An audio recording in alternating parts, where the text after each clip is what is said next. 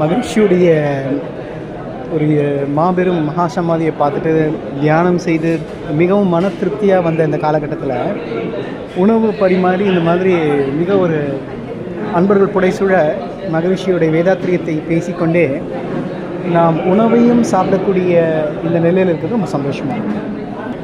தயிர் கொஞ்சம் போதும்.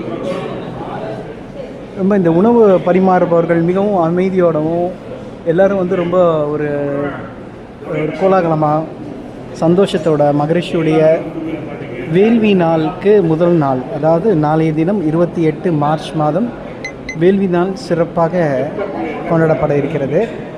இந்த ஒரு சிறப்பான நாள் அன்னைக்கு நாம் இங்கு பேராசிரியர்களோட உணவு அருந்தக்கூடிய ஒரு பெரும் பாக்கியம் எங்களுக்கு கிடைச்சிது. இது ரொம்ப எங்களுக்கு நினைக்கும் போது ரொம்ப சந்தோஷமாக இருக்குது. இதெல்லாம் நாங்கள் செஞ்ச ஒரு புண்ணியம் தான். மகரிஷி வேதாத்ரி அவர்கள் வந்து எங்களுக்கு கொடுத்த